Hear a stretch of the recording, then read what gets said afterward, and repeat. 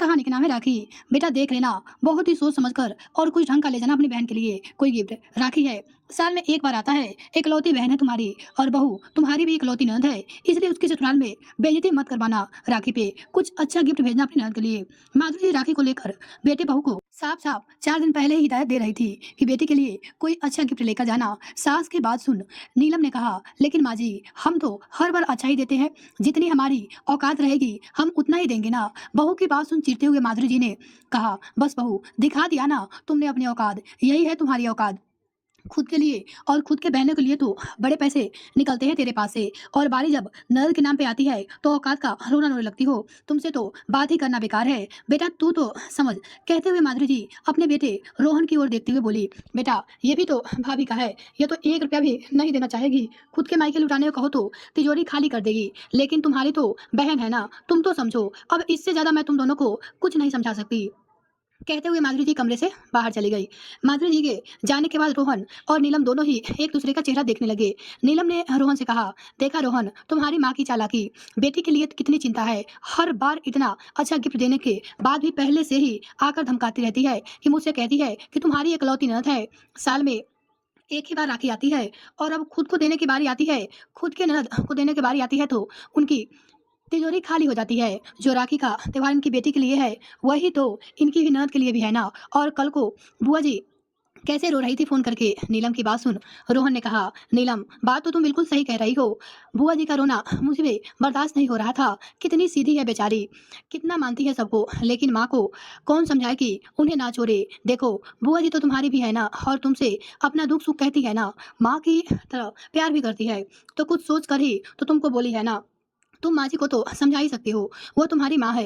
मैं कहूंगी तो उन्हें बुरा लगेगा, लेकिन तुम्हारे समझाने से शायद वो समझ जाए। असल में राखी का त्योहार आने में वाला था और रोहन की बुआ सुशीला जी का फोन आया था रोहन के पास। सुशीला जी रोते हुए कह रही थी, रोहन बेटा कम से कम राखी के दिन भैया को बस 5 मिनट के लिए ही भेज दिया करो। और सबको देखती हूँ तो मुझे बहुत ही बुरा लगता है। मेरा भाई भी होते हुए भी मैं कभी उसे राखी नहीं बांध पाती हूँ, और अब आने के लिए बोलूँ तो भाभी के 1000 बहाने होने लगते हैं कि भैया को कहीं जाना है राखी के दिन। भाभी को लगता है कि मैं पैसों की लालच में राखी बांधने को कहती हूँ, इसलिए वो भैया को मेरे पास नहीं आने देती।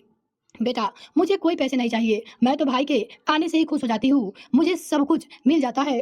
कहते हुए सुशीला बुआ रोने लगी तो नीलम ने उन्हें चुप कराते हुए कहा, बुआ जी आप प्लीज रोइए मत, हम माँ जी को समझाने की कोशिश करेंगे। तो सुशीला बुआ तुरंत ही बोली, नहीं बहू तुम कुछ मत कहना, नहीं तो भाभी मुझसे कहेंगे कि मैंने उनको बहू को बिगाड़ दिया है और उनके खिलाफ चढ़ा दिया है। बहू तुम तो मानती हो ना कि मायके का मोह मरते दम तक खत्म नहीं होता, चाहे मायके से प्यार मान सम्मान मिले या ना मिले, लेकिन हम लड़कियों का बुढ़ापा तक मायके का मोह खत्म नहीं होता। क्या करूं, मजबूर हूँ, खुद को मनाने की कोशिश करती हूँ, लेकिन त्योहार पे आंसू निकल ही जाते हैं। सुशीला बुआ की बात सुन नीलम चुप रही, क्या बोले, उसके पास कोई शब्द ही नहीं थे। तो सुशीला बुआ ने आगे से कहा, बहू भाभी तो खुद ही हरदम मायके जाती रहती है, लेकिन हमारे बारे में एक बार भी नहीं सोचती, इसलिए तो मैं मायके आना भी धीरे धीरे कम कर दिया। तो नीलम सुशीला बुआ को समझाते हुए बोली, बुआ जी आप चिंता मत करिए, इस बार पापा जी जरूर जाएंगे आपके पास राखी बंधवाने, आप बस अपने भैया की राखी की तैयारी करिए। तो सुशीला बुआ डर गई, नहीं नहीं बहू तुम भाभी से कुछ मत कहना, वो चिढ़ जाएगी खामखा तुम्हारे ऊपर भी मेरे ऊपर भी। तब नीलम ने बड़े ही प्यार से सुशीला बुआ को समझाते हुए कहा, बुआ जी आप टेंशन मत लीजिए, मैं ऐसा कुछ भी नहीं करूंगी कि माँ जी आपको कुछ कहे, बस आप अपने भाई के राखी की तैयारी करिए, पापा जी इस बार जरूर जाएंगे। अभी नीलम और रोहन सुशीला बुआ से बात कर ही रहे थे कि इतने में ही जाने कैसे इसकी भनक माधुरी जी को लग गई, और वो भागते हुए उन दोनों के कमरे में आई और नीलम से फोन छीनते हुए बोली, अरे नहीं जीजी, बहू को तो कुछ पता ही नहीं है, यह तो बस ऐसे ही बोल देती है। आपके भाई को तो उस दिन कहीं जाना है, उन्होंने मुझे बताया था, सुबह सुबह ही निकल जाएंगे और आने में रात हो सकती है, बहू के झूठे आसान पे मत रहना आप। कहते हुए माधुरी जी ने फोन कर दिया और गुस्से में नीलम से बोली, बहू अभी मैं जिंदा हूँ, ठीक है, मेरे रहते हुए तू अपना मलिकाना तो चलाने की कोशिश ही मत करना। इस घर में मैं पागल नहीं हूँ, मुझे ही पता है कि किसे क्या कहना है और क्या नहीं कहना है। मेरी ननद है, मैं समझ लूंगी, तुम अपनी ननद पे ध्यान दो। और वैसे भी बुढ़ापे तक कौन देखता है भाई ननद को, राखी है त्योहार है, अरे यह नए नए बच्चों का होता है राखी का त्योहार, बूढ़े कुछ अपने आप में भी बदलाव लाना चाहिए। अब वो 100 साल तक जिएगी तो 100 साल तक राखी बंधवाने कौन जाएगा? और वैसे भी मैं भी अपनी बेटी को देखो कि ज़िंदगी भर ननद को लेकर ही चलती रहूँगी। तीज है, त्योहार है, राखी है, वो चीज़ पे हर चीज़ बुलाते रहो, देते रहो। इतनी कमाई नहीं है मेरी। आइंदा से उनका फ़ोन आएगा तो मुझे देना। तुम लोगों को बात करने की ज़रूरत नहीं है। कहते हुए गुस्से में फिर से माधुरी जी चली गई। नीलम और रोहन को माँ की हरकतें बहुत ही बुरी लगी। रोहन अपनी माँ को कुछ कहता नहीं चाहता था, बिना मतलब का घर में कलेश नहीं करवाना चाहता था और इसी कलेश से नीलम भी डर रही थी।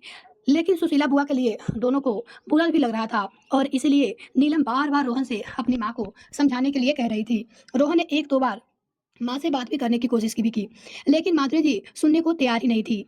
आखिरकार नीलम ने अपना दिमाग लगाया और उसने रोहन को भी अपने साथ मिला लिया। जैसे ही राखी का दिन आया, माधुरी जी सुबह से ही रोहन को बेटी के यहाँ जाने के लिए बार-बार परेशान कर रही थी। "अरे रोहन, तू बैठा क्यों है भाई? पता नहीं क्या? आज राखी है ना, और जाना जल्दी से। तेरी बहन तेरा इंतजार कर रही होगी।" और बिना कुछ खाए पिए रोहन माँ की बातें कौन सुना करते हुए आराम से हॉल में बैठे पेपर पढ़ रहा था। रोहन को ऐसे शांत होकर पेपर पढ़ता माधुरी जी के लिए और भी आग का काम किया और वो गुस्से में पेपर खींचते हुए बोली, "रोहन, ये क्या तरीका है? तेरा नाटक अब बढ़ता ही जा रहा है। जा जल्दी। सुबह से कितने फ़ोन आ चुके हैं उसका, तुम्हें पता है? और वैसे भी गिफ्ट तो तुम लोगों ने मुझे दिखाया ही नहीं, जो अपनी बहन के लिए लाए हो। दिखाओ ज़रा, मैं भी तो देखूँ क्या-क्या लेकर आए हो।" तो रोहन ने मुस्कुराते हुए माँ से बोला, कहा, "अभी दिखाता हूँ माँ।" उसने तुरंत ही नीलम को बुलाया और कहा, "नीलम, कल जो मैं ऋचा के लिए गिफ्ट लाया था, लाने दो, माँ को दिखा दूँ।" माधुरी जी खुश हो गई कि बेटी के लिए कुछ तगड़ा गिफ्ट लेकर आया होगा बेटा। नीलम जैसे ही लाकर रोहन के हाथ में एक डब्बा पकड़ाती है, डब्बा खोलते ही माधुरी जी चिल्ला पड़ती है, "यह क्या लाया है? यह साड़ी, वो भी 300-400 की। तू मेरी बेटी को देगा ये राखी पर? रोहन, शर्म नहीं आ रही तुझे? समझाया था ना कि तुम उसके ससुराल में कोई ढंग का गिफ्ट लेकर जाना। एक ही तो बहन है तुम्हारी और साल में 1 बार राखी आती है और तुम हो यह क्या लुगड़ी पकड़ाओगी उसे?" तो रोहन ने कहा, "माँ, इससे ज़्यादा मुझसे नहीं होगा, मेरे और भी खर्चे हैं।" इतना सुनते ही चिढ़ गई माधुरी जी और चिल्लाते हुए बोली, "बेटा, ऐसा भी कौन-सा खर्च बढ़ गया है तुम्हारा, जो तुम अपनी बहन को एक ढंग का गिफ्ट भी नहीं दे सकते? अरे, इससे अच्छा तो तुम उसे 2-3 हज़ार रुपए ही पकड़ा देना।" तो नीलम तुरंत ही पीछे से बोली, "माँ जी, आपने ही कहा था ना कि ननद के चक्कर में हम अपनी बेटी को अनदेखा नहीं कर सकते। तो मेरी भी तो 5 महीने की बेटी है और उसके भविष्य के लिए भी अगर हम जोड़ कर नहीं रखेंगे तो कल को उसकी पढ़ाई-लिखाई और शादी, दान-दहेज की व्यवस्था कहाँ से करेंगे? आपको सिखाने पे ही तो मुझे समझ में आया है कि बेटी के लिए बचा के रखना बहुत ही ज़रूरी है और वैसे भी ननद का तो हमने ज़िंदगी भर का ठेका थोड़ी ना लिया है। अगर वो 100 साल जिएगी तो 100 साल का क्या हम उनको गिफ्ट देते रहेंगे? भाई, हमारी औकात नहीं है इतनी।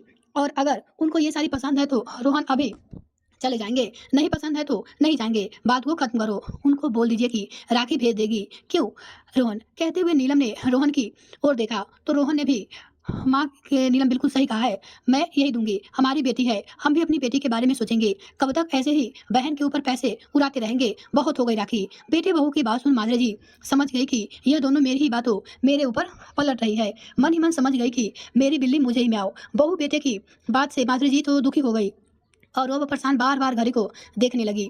दोपहर के 12 बजने वाला था, लेकिन रोहन जाने को तैयार नहीं था और जाता भी तो ऐसी साड़ी के साथ माधुरी जी उसे जाने नहीं देती। उधर बार-बार बेटी का फ़ोन आ रहा था, बेटी परेशान थी भाई के लिए। धीरे-धीरे करके 2 बज गए और अब माधुरी जी को रोना आने लगा। बेटी के बारे में सोच आखिरकार बहुत हाथ-पैर चलाने के बाद भी जब रोहन को नहीं भेज पाई तो आखिरकार उन्होंने खुद को अपने बेटे के आगे सरेंडर कर दिया, ये कहते हुए कि, "बेटा, मैं समझ गई कि तू क्यों नहीं जा रहा है। अभी कुछ दिन पहले जो मैंने तुम्हारी बुआ के लिए बोला था, वही बोली तुम दोनों बोल रहे हो ना मेरी बेटी के लिए। बेटा, शायद गलती मेरी है, लेकिन मैं समझ नहीं पा रही थी क्योंकि तब बात मेरे ननद की थी और अब बात मेरी बेटी पे आई है। तब जाकर मुझे एहसास हो रहा है कि मायका क्या होता है, त्योहार क्या होते हैं और अब राखी क्या होता है। देख बेटा, तुम अपनी बहन के यहाँ चले जाओ। बेचारी परी आस लगाए तेरा इंतजार कर रही है और मैं अभी के अभी तेरे पापा को भी तेरी बुआ के यहाँ पे भेजती हूँ, वो भी अच्छी महंगी साड़ी देकर। देख, तेरे सामने ही निकालती हूँ।" कहते हुए भागकर माधुरी जी अपनी अलमारी से 1000 रुपए वाली साड़ी निकाल कर लाई और रोहन को नीलम को दिखाते हुए बोली, "देख, मैं यह साड़ी भेजूँगी तुम लोगों की बुआ को और मुझे समझ में आ गया है कि मैं गलत थी। जा बेटा अपनी बहन के यहाँ। अब मैं तेरे पापा को भी भेजती हूँ उनकी बहन के घर।" कहते हुए माधुरी जी भागकर बाहर आई और अपने पति को बुलाने के बाद अब नीलम और रोहन एक-दूसरे को देखकर मुस्कुरा पड़े। नीलम ने तो जैसे राहत की साँस ली क्योंकि उसने तो सुशीला बुआ से वादा किया था कि पापा जी राखी पे जाएँगे, अब जाकर उसका वादा पूरा हुआ। आखिरकार मायका तो मायका होता है और मायके का मोह तो मरते दम तक भी खत्म नहीं होता है। आपको ये कहानी कैसी लगी दोस्तों? प्लीज़ कमेंट में लिखकर बताइएगा।